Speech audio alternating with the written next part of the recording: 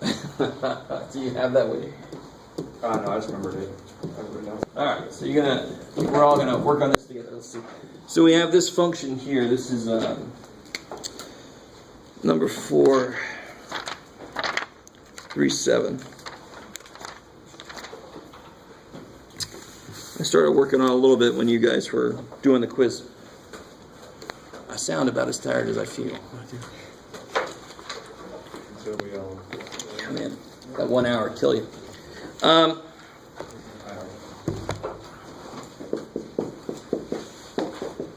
So this is the position function they give us. And they ask you all the standard questions. We looked at one of these last time. We sort of did some of the work, and we looked at the whole total distance traveled. It's got that little weird thing where you got to be careful about you can't just plug the seconds into the position function, because that just tells you absolutely where you are. Right? So if I start at 0, and at 2 seconds I'm here, and then at 5 seconds I'm back to 0, the position function would say 0. But I've gone places. I've seen things. I've experienced life from in this side of the table. So it's got to be captured in the answer. So the things that lead up to part E, that says find the total distance, is part C and part D. What is a particle at rest? And really, to answer that question, what do I need to do calculus-wise? Derivative of that to 0. Good. So that's prime, which is the velocity. Derivative of this requires what rule to be used? Product rule. I notice product rule is being forgotten a lot. So you got to be careful. Either you're doing the derivatives of both pieces at once, or you're just not doing the derivative of one of them. So I've got two separate functions of t. So would t be your x in this case? Yes, right. Exactly. So this prime really means d by dt. Okay. Cool. So let's see. First part. Yeah, 1 times this. I like it. Plus t times derivative of this. Itself. So you also have another function on the inside. Good. Times. Minus 1/2. Good. The derivative of the inside function, which is that negative t over 2. So the derivative of negative t over 2 is negative 1/2. Let me stop right there. Is that good? Could you guys all do that? Okay. The nice thing is if I have a linear exponent in my exponential. So if I have like e to the x plus 1 or e to the 2x plus 3 or whatever. So, or e to the x over 3. The rule for this, it's based on chain rule, but it will be itself times the derivative of the inside. In this case, that'd be 1. Itself times the derivative of the inside. So really, just the slope of this comes down. You guys see what I'm saying? Yes. So the slope of that is just negative 1/2. But that's a shortcut that you don't have to memorize if you want to save some space. And you just apply the chain rule and get the same damn answer. So when you try to start looking at every separate thing as its own rule, that's when you start to feel like there's no way in hell. Because then there's about 14 billion things to memorize. When really every little trick you see about this is based on chain rule. That's all you got to remember is chain rule. You don't have to remember all these millions of rules. That would drive me insane. So chain rule gets me through a lot of this. So for example, a lot of times you'll see, tutors will show you this is not a bad thing. But I think I said last time, that kind of loses what it's based on. It's 1 over u times the derivative of the inside. So you start to lose connection with why that's true. And it's okay, you can apply it, but then maybe you'll run into something more complicated and you won't see how the rules got to change or something. I mean, I don't know if you really follow what I'm saying. So you've got to be careful about learning too many shortcuts, too many seeming rules. This is not its own rule. Chain rule. That's all it is. So what happens here? Velocity. Minus t times e to the negative t over 2 divided by 2. I like it. Okay. So that's my velocity. So when is the particle at rest? What do I have to do to find that? Yeah, velocity is 0. That's when it's resting. All right, so if I set the velocity here, I don't know if anybody had trouble with this the beautiful thing about repeated e factors. You can factor it out. Not a phrase you hear too often. Yeah, you can just divide by it because e to that power never does what? Doesn't zero. Doesn't equal 0, so that's why I'm allowed to divide by it, right? So I can divide by this thing. So you got 1 minus 1/2 t equals 0, so t is It's two. 2. 1 minus half of what is 0? 1 minus half of 2 is 0, yeah. How are we doing so far, Seth? So what happens at 2 seconds? That's where this particle stops for a second. Now, this is very similar to like the cubic function stops, but does it turn around? No. No, it keeps going in the same direction. Dude, the parabola, of course, would turn. So here it's really the same question. When it stops, does it start going the other direction? Or does it just go, like that, like stop for a second and just keep going? Right? So that's part D, really. Part D says, when is the particle moving in the positive direction? This should feel very much like what you've done in pre-calc. At 2 seconds at 0 velocity. This whole thing seems to be about 0 to 8, so let's just focus on that. That's where it's going to possibly change sign, right? And what's the multiplicity of where 2 came from? It's 2 to the what power? 1. There's only one of them, so the multiplicity is 1. It's an odd multiplicity, so it will change signs. This thing does turn around. I just don't know if it's negative positive or positive negative. And I can find out very quickly if you plug a 1 in.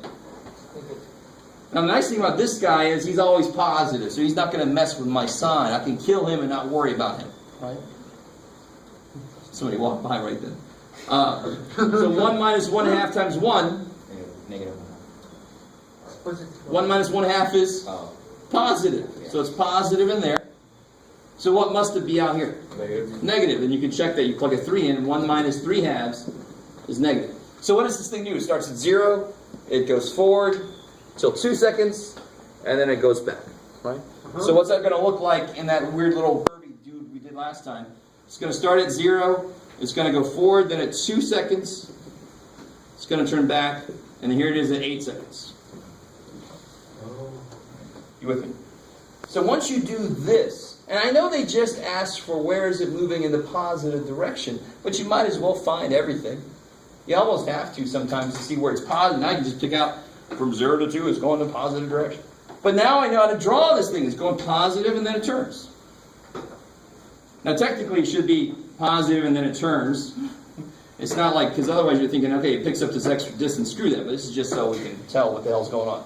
No, one line on top of itself. So if I figure out, what's this distance here? What's that distance there? T equals to 2. Where? First question. Good. I want to know, where am I after 2 seconds? Right? Where am I at 0 seconds? What did you 0. 0, because you plug a 0 when you get 0. With me? Yeah. And that's important because if I'm at 10 meters and this is 14 meters, I didn't go 14 meters, I went 4. You with me? But this is, I do start at 0. Where am I at 2 seconds? 2. What's S of 2? You can do it. 2 over 8?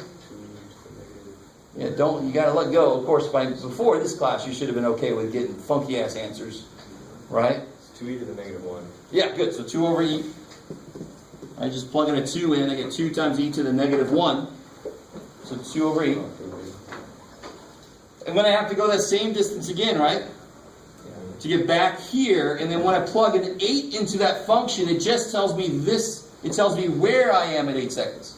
So if I add this to itself at 8 seconds, that'll be my total distance I traveled. Now, of course, when I plug an 8 in, that position should probably be negative. So I got to be careful. And that's where the absolute values are in the book, and I say screw the absolute values, just make it all positive because it's a distance, right?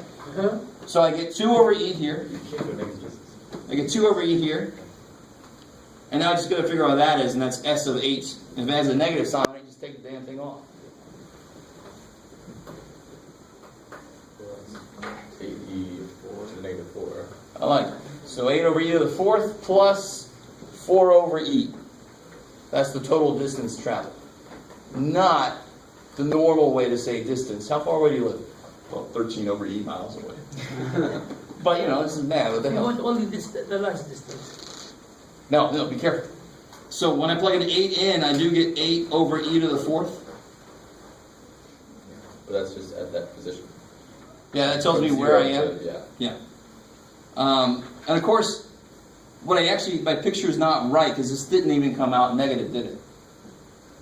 You guys with Let me me? say this. So what I really did was I went there and then I kind of went. Let's see, what's a good way to say this? This is where I got to be careful. Can you use this? Ooh, this is where we got to be really careful. Okay. 4 seconds to get this area. This distance. What did you or we do wrong? Huh? So what did you or we do wrong? No, I made this mistake. And this is my fault. And this is excellent because you guys are not even understanding the mistake. The problem. That would imply, well, let's see. At this point, I don't know this. It's not going to. But the function only has one root, Correct. right? At t equals 0. Yes. It never goes to 0 again after that. Is that true? Correct. So it's a very strange particle. The assumption I made when I drew this picture was that it actually made it back to 0. When I get this and it's a positive value, I didn't actually make it. So what happens is I start at 0, I go, at 2 seconds I turn around, and at 8 seconds I'm still at positive 8 over e to the fourth, which is like, whatever the hell it is, 8 over 70 or whatever. So you never actually really reach 0 ever. I never get back to 0 again. It's like it goes and then it comes and it's like, So the distance traveled at 2 is farther than you'll ever be. yeah, so this distance here is 2 over e. This distance here, this is a good problem. This distance there is what? Who could possibly tell me? What time is this? That's 8 seconds. 8 seconds. Mm-hmm. So what's that distance there? Is it 8 over 0? Because this is the absolute position kind of thing. 8 over e. I like it. This is 8 over e to the fourth. So how far have I made? I've gone 2 over e plus this distance, which is 8 over e to the fourth less than 2 over e. Oh yeah. You gotta like that. So it's 2 over e plus, how far is this? Well, it's 2 over e minus 8 over e to the fourth. Cool. So that's something that could happen, and that's my mistake because I just assumed it would go back through there. But the problem is, I erased my velocity. But the velocity is getting small pretty damn quick. Because that e to the negative t over 2 part is a multiplier for the whole thing. So the bigger t gets, the smaller that makes everything get. It's like that dampener when you pluck a guitar string. It's the dampener on that guitar string. So that one was an evil problem. I agree with that.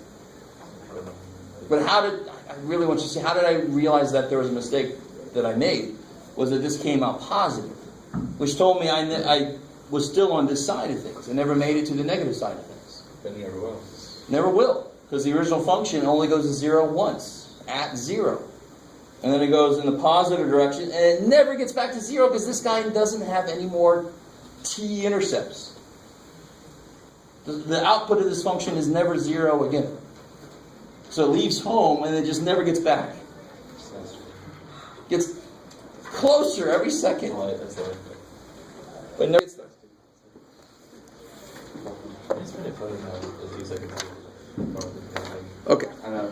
That's just 6 seconds later, just like. We saw 57, 3.4. 3, 4? 57?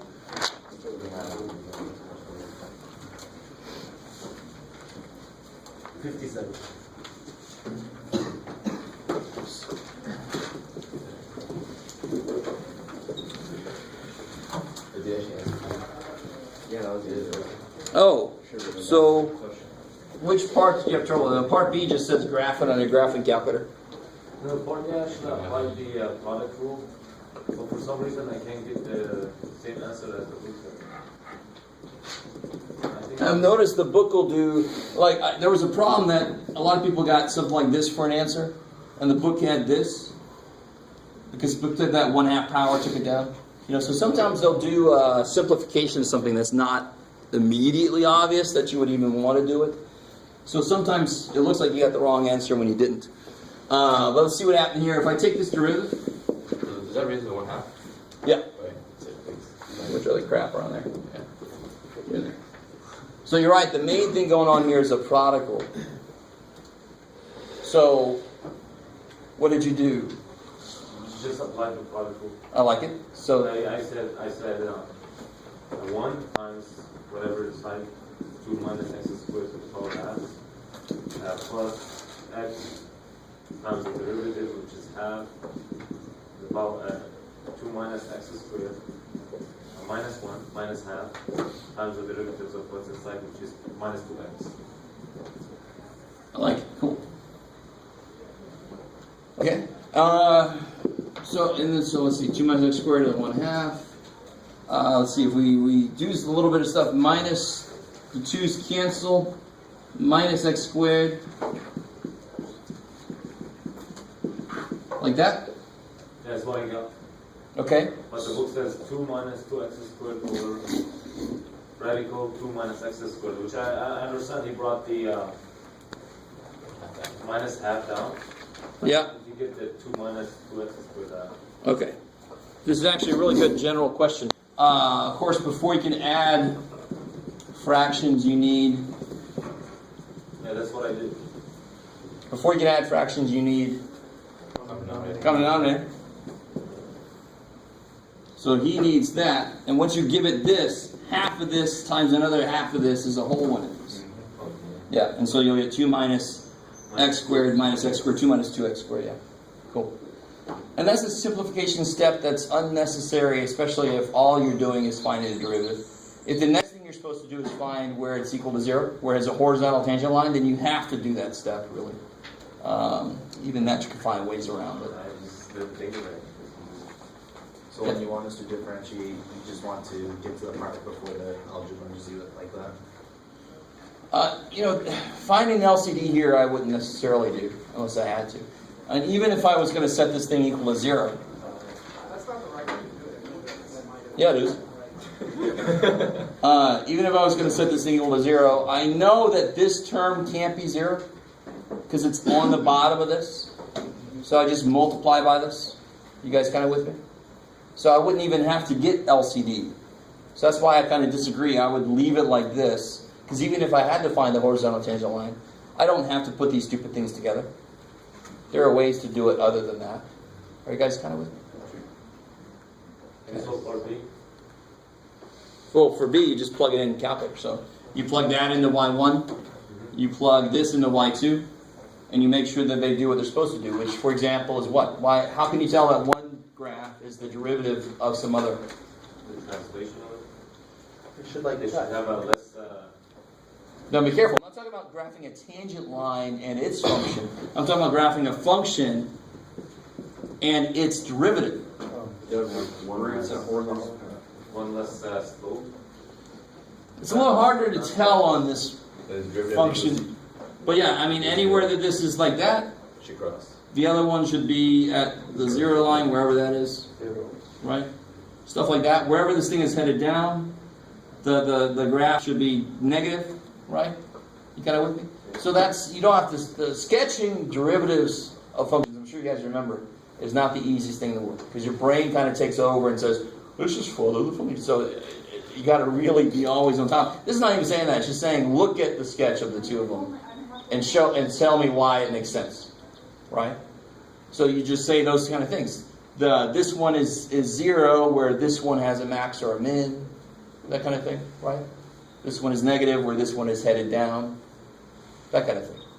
Cool. Thank you. Sure. Okay.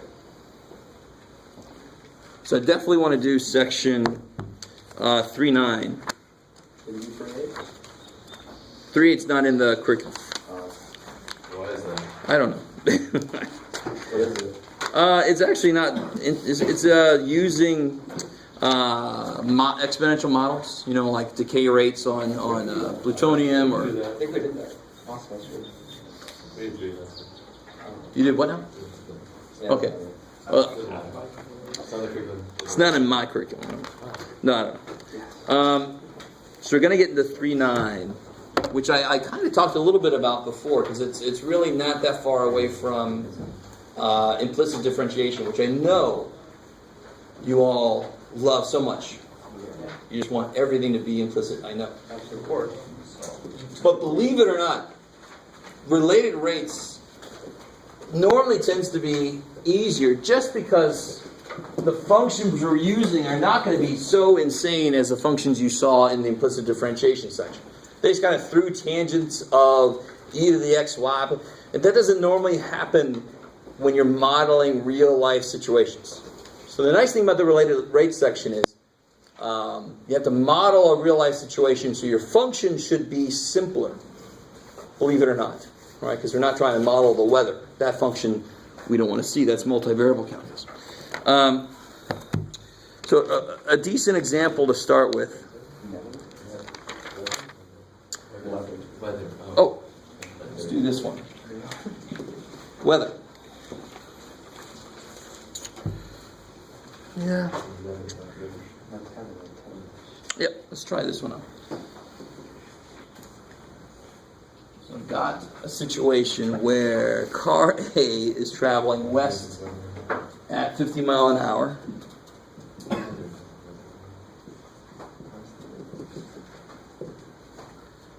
Car, let's do it like this. Let's call this X, call this Y, call this Z. That's awesome. Car A is traveling west at 50 miles an hour. Car B is traveling north at 60 miles an hour. Both are headed for the intersection of two roads. So here's that intersection, right? So this guy's coming this way, this guy's coming this way. They're both headed there. At what rate are the cars approaching each other when car A is 0.3 miles and car B is 0.4 miles from the intersection? Okay, so that sounds kind of freaky. So if I'm here, what do you think the value of y is? Are they supposed to be getting there at the same time? Does that apply? Say again? Are they supposed to be getting there at the same time? Does that apply? I don't think that's necessarily implied. No, because we don't know how far they started away from there, right? Now this kind of implies that x started further away, but nowhere in there do they say that. So, I mean, y could have started like a foot from there, and that would be kind of, What was it, 3 miles? Yeah. Didn't it? Well, yeah. So, at what rate are the cars approaching each other when car A is 0.3 miles away, car B is 0.4 miles away from the intersection? So at least we know at one point in time that's how far away they are, but the rates are different. We could kind of work backwards. Okay, so they give me rates, they give me straight up distances, right? Which is good, because how would I represent 50 mile an hour? What is that really caught by? What symbol would I give that? ds by dt. Yeah, because that's related to the dude going west, right? So that'd be dx dt. So of course dy dt must be what? The other speed. The other speed that I did right up here, 60 mile an hour. So this is dy dt. And I'm interested at a time when x is 0.3 miles and y is 0.4 miles. How quickly, at what rate are the cars approaching each other? So that's really going to be this z, the difference, the change in z. So as they come closer and closer, z is decreasing, right? The distance between them is decreasing. I'm curious about how quickly that is changing. You guys kind of with me? Okay. Because at some point, one can shoot the other one or something. I don't know. They're only good at such a distance. He wants to know at what point will we be, how fast will we be going when we get to that point? So, in this section, it's always write down the function that relates all the variables in your problem, and then work with that function. So and that's of course why it's called related rates. What relationship do these all have with each other? Pythagorean theorem. So you have your this is the cool. This to me is one of the really coolest things. If I know how variables are related, when I take the derivatives, I know how the rates are related. Hence the name again, right? But it's really kind of cool that one step, the calculus step, and now I can just work with the rates. I don't have to work with pure values unless they still show up. So here's the thing we did last time. I'm not taking with respect to z, with respect to x, with respect to y. I don't care how these things are changing in terms of how much x or y or z is changing. I want to know how they're changing in terms of the time as it goes by, the true speed. So all three variables, of course, if I wait a little bit, won't all three variables change? Yes. All three values of the variables will change, so they're all dependent on t. So they're all implicit functions of time. Now again, just to remind you guys, do you see any secant of tangent of natural log of x, y? No. I mean, that's what you would see in section 3.6, is where they really, not 3.6, but 3.5, I think. That's where they really put you through the grinder to really understand implicit. They just throw really ugly stuff at you. This is a lot easier. But how would I do the derivative of z squared? I'm doing it d by dt. It's 2z, dz. 2z. Yeah, 2z, dz by dt. dz dt. DZ. Thank you. 2x, dx, dt. 2x dx dt. That's 2y, dt. 2y, yeah. dy dt. I like it. Easy. And then you just step back and you say, okay, what all do I know? What am I trying to find out? What's the question really? The change in z. Good. Change in z is my question. These are given to me, and now you see why they had to give me those. Yeah. What's the one thing I don't have yet that I need to so I can solve for this? Z. I don't know the value of z yet, and of course, that's probably the easiest thing up there. At a time when x is 0.3 It's 0.5. and y is 0.4, It's 0.5. z must be 0.5. Good. At this point, you all should know the 3, 4, 5 triangle. Maybe some more, like 5, 12, 13, 7, 24, 25. Getting crazy. Yeah, all kinds of 2y. triplets. So now I've got everything I need. Choose die. This is what I'm trying to solve for. I have the value of z, 35. x, y. I got the values of those rates. See, the related rates is going to be a lot simpler application of a more complicated idea, implicit differentiation. Implicit differentiation really is only hard when you start throwing a lot of crap on top of it. This is a lot more simplified, right? And one reason they do it to you in 3.5 is this kind of problem is not even that difficult. It's new that we're considering some variable that doesn't even show up at all explicitly, right? But that's not that big of a step, I don't think, from what implicit differentiation is. So now I just plug everything in that I know. I know this is 0.5. I don't know what the hell that is. X is 0.3. Dx 50. Y is 0.4. Dy is 60. So you're implying that dz dt is in miles per hour? Yes, definitely has to be. Good. So then I get twice whatever all that crap is. So I get 15 plus 24, and then twice that, 78. Is that right? Are you guys with me? Yeah, sure. And to solve for this, don't have to double both sides. Yes. All right. This is 15 plus 24, what is it, 24 yet? Double that. Cool. 78. Miles per hour. 78. Yeah. Mark it down. Miles per hour. Okay, in German, especially I would speed you want to go. Okay, how about that? Is that? I mean, the actual nut is it's much more nuts and bolts-ish. I mean, we know they give me some definite things. The big thing you want to do for yourself is identify the values they give you immediately with symbols. So that when you do this work, you see what you know and you see what you don't know. Right? So I knew right away, I didn't know Z. I could figure out Z from the situation they give me. No problem. And I can just plug everything else in and so it's important to know how to write these using symbols. So when do they actually intersect? Second, So when do they actually intersect? That wasn't part of the question. That wasn't part of the question at all? At the time when they're this far away, then this distance between them is... Is that distance, okay. Yeah, and in fact, this should be... Now, why didn't we capture that? That's what I'm Cancel hours. It's changing by 70 mile an hour, yes. but is it increasing or decreasing? It should be decreasing. Should be decreasing, yeah. I'm trying to figure out where would I capture that negative. Oh, well... I don't think that's the question. Go ahead. Anyway, I'm going to let it go. We just know this is decreasing. Okay. At that speed. At that speed. At that rate. Cool. I can't quite... let's see. So if... I thought it was because they were approaching each other at that speed. Where's... Isn't it because they're approaching each other at that speed? Oh, these two are fine. So what he's saying is, No, the they're way both the question approaching is each other at written, that 78 they're miles. approaching because it's Yeah, approaching. exactly. That's why that should be negative.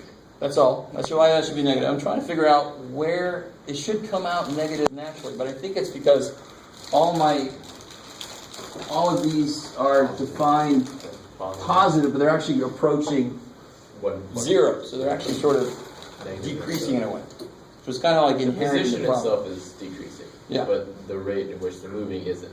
Yeah. But I don't want to get too much into that detail. That's fine. I mean, this is how much it's changing by.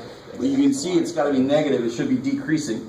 That's what oil is. Mercury. Let's do a problem, another kind of problem. Then I have a little handout with the two different kinds of problems. So you have one like this, and then you have a very geometrical problem. Something like, oh, and then of course you got the shadow problem, which is very common. Look at number 23. It sounds neat.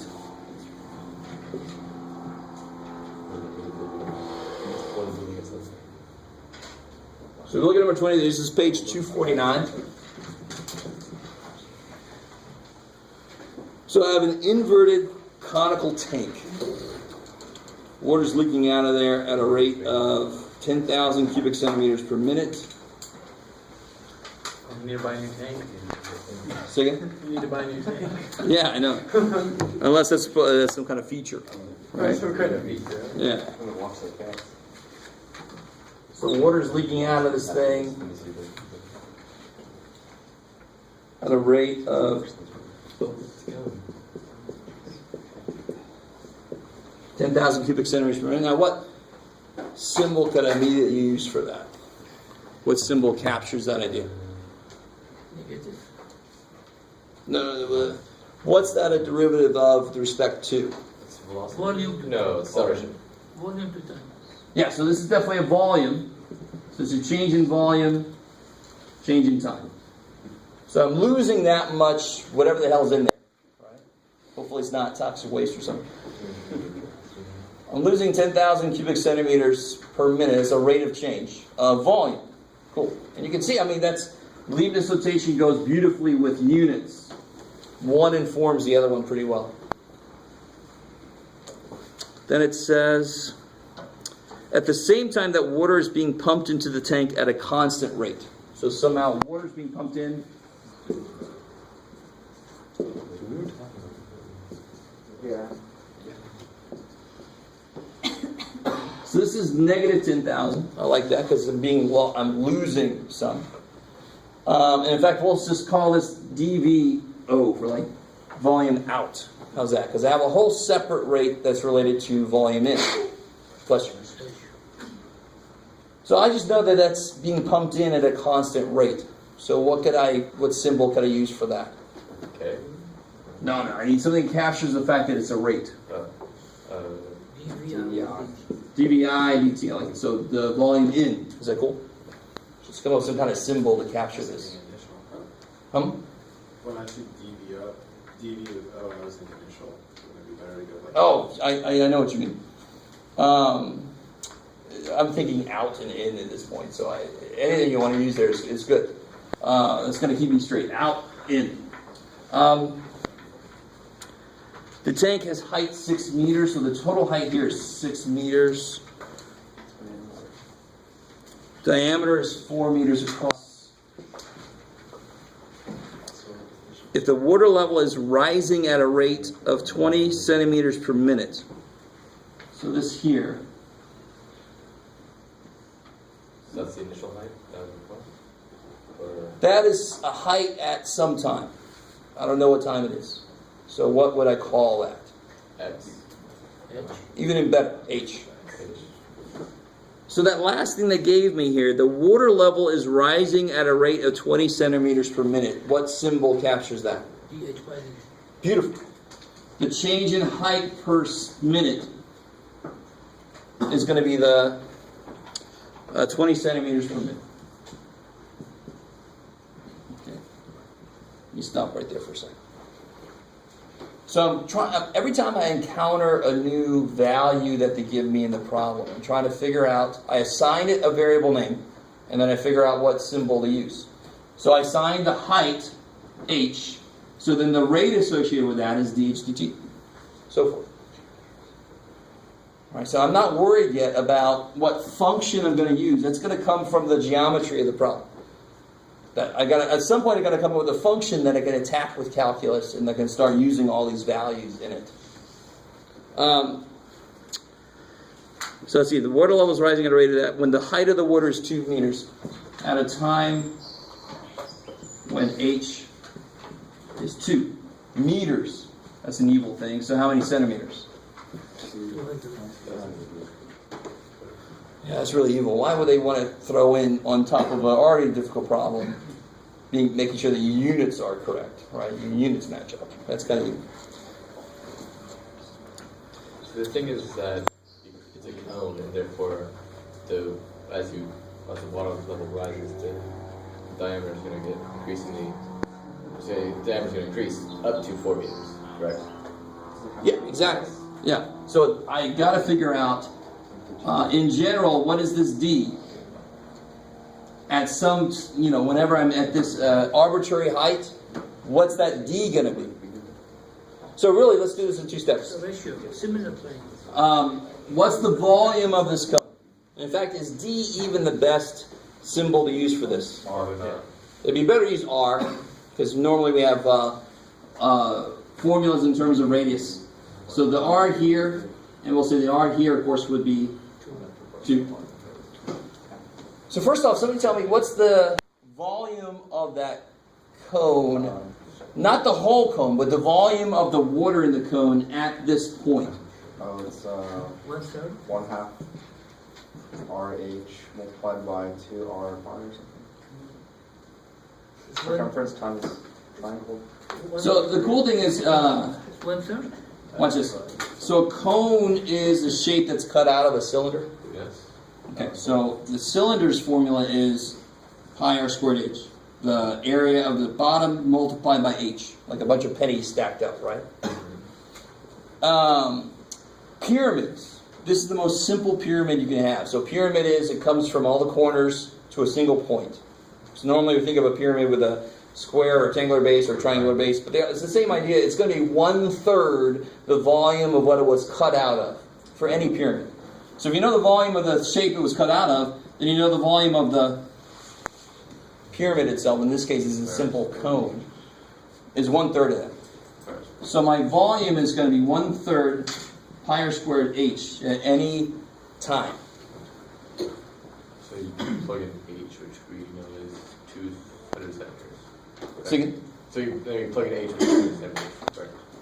Or does that part not come in? not yet. What do you never do in calculus with values when you're trying to figure out rates? You never plug the values in first, because when you do your derivatives, you'll get zeros where you really shouldn't, right? So I need to know. I know I'm curious at a certain time. I'm curious about at this time.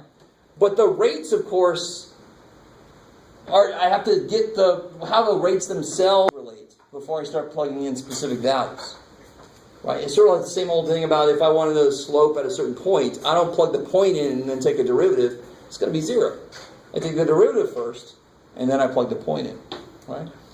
So if I take this, what do we get? And in fact, let's be smart here. Do you notice how this function, how many variables does it have? 2. Yeah, 2 independent variables, right? They, between themselves, they're not independent though. So we're not in multivariable calculus. There's always got to be a way to replace one of the variables with some expression of the other one. Always. So, do you notice how everything they've given me relates to height? So which variable do I want to get rid of? R. The R. And what is the relationship here? How do I figure out what this is related to these? What's the relationship I could use? Similar triangles. R2 equals Similar triangles. I love it. Right, and you see this in a lot of problems where you see some kind of similar triangles. See when they have a shadow? You have the shadow of the sun, and there's a lamppost. Well, actually, you have a lamppost and a person walking, and there's shadow. You see, you'll see similar triangles.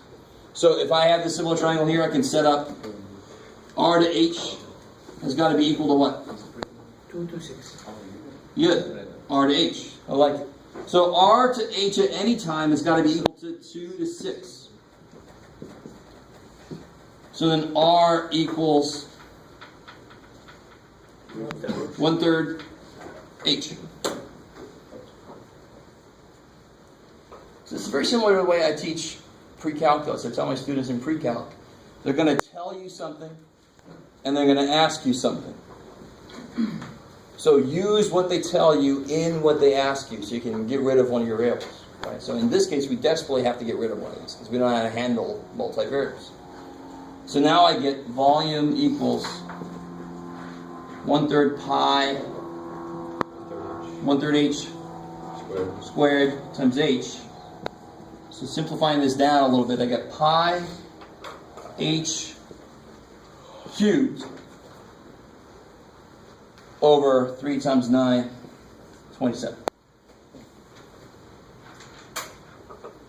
Now you guys see why I went the way I did. I had a choice here. I could have solved for R or H. Of course I'm going to solve for R so I can replace it. I want everything I got here is about H.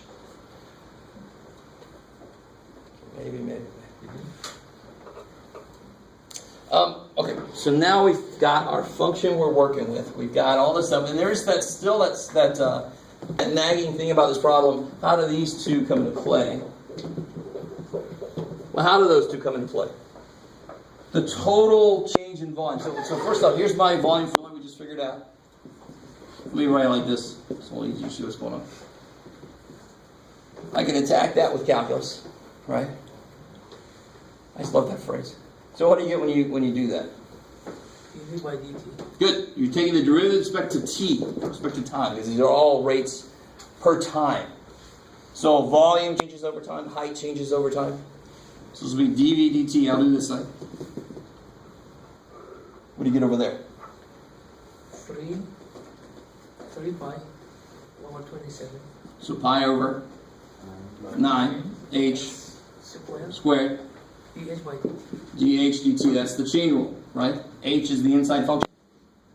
Just like y gets dy dx. So here's the question. I have a single thing. Of course I do. Because I don't care if I'm pumping some out, if I got a leak, and then I'm pumping, so that's a really stupid way to handle it. Some's leaking out, let's just put more in. A little duct tape. But of course, this dv dt is made up of two things then. It's made up of the water I'm pumping in minus the water I'm pumping that's leaking out, right? So I can rewrite this as dvi dt, that's the water pumping in, minus 10,000. Is that cool? So now I can really solve for just that piece that I don't know. Look, very excited about the prospect of this. But it's these kind of problems, some of you guys should just really want to tear into these problems because it's using a lot of what you should know at this point, which is why some of you guys are not really looking forward to it. But you desperately have to get a hold of some. If you forgot something, you can Google anything nowadays, right? If you've got the volume of a cone, they probably have it in an example problem in this section. Let's see what we get here. So what else can we plug in? We want to know for H. Good. H is 200 centimeters. And DHDT? Is 20 centimeters per minute. Good. 20 centimeters per minute. I like it. So I got centimeters per minute. I got centimeters. And I got, now this is cubic centimeters per minute. So this will be in cubic centimeters per minute. I got all my units are matching. Thank God. So again. Can you just repeat the last line? So again. The last line you wrote? So the total change in volume is due to two things. I'm pumping water in, and I'm losing water through the leak, right? So the total volume is the in rate minus the out rate, right? And now just plugging in values that I know. So they said at a time when it's 2 meters, 200 centimeters, and they told me that the rate of change of H is 20. So just plug that in. And now you just got to do that. Whatever the hell all that is. My question is, because that's cubed on the left side, will that affect anything that's on the right side which is not cubed? This is centimeters, and that's centimeters per minute. Centimeters squared times centimeters cubic centimeters. So no problem. Yeah, but it's not a bad question. I mean, it's not bad because if you forgot that, and you do this analysis, then you see very quickly centimeters squared per minute. No, that's not a volume. Shit, what did I forget? Oh yeah, the square. I mean, unit analysis. If you haven't taken physics, if you have taken physics or any science, you know that unit analysis will save your ass, right? My physics exam, my qualifying exam for my master's degree, I had no idea what formula to use, so I just put something together, make all the units cancel and go right, and they gave me enough points for that problem. Like, thank God I had no idea what the formula was. Just make the units work out and pray that you didn't. There's no freaking multiplier there. So again, would you bring that 200? Would you square the 200? Yeah. Yeah. So square 200 times another 20. Right, so it's at 4,000 times 20 would be 80. Pi divided by 9. Yeah, plus 10,000. Thank you. So then whatever the hell that is. All right. It's like roughly 280,000 or something. More closer to 270. Closer to 270? Okay.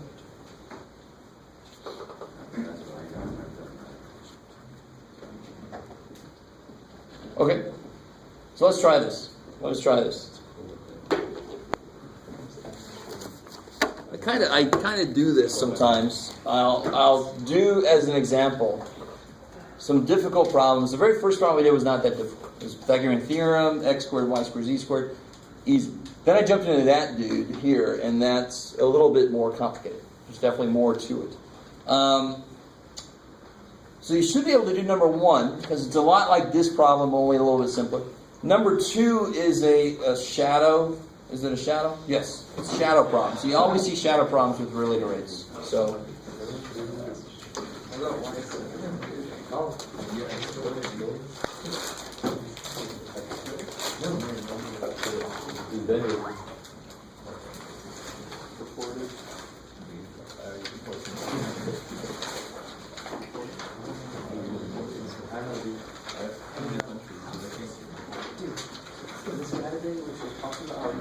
So, if you just want to give us like that, or you want to grab a calculator, figure it out. Oh yeah, you can. Actually, if I don't say either way, because that's one person. So basically, if I don't the ask, most correct you could be.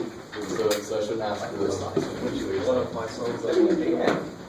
I don't ask, then you won't figure it out. Yeah, exactly. If I don't ask, then I'm asking for that. But of course, it's not the way you would answer somebody. What's the volume of This number here. 100,000 pi over 9? No.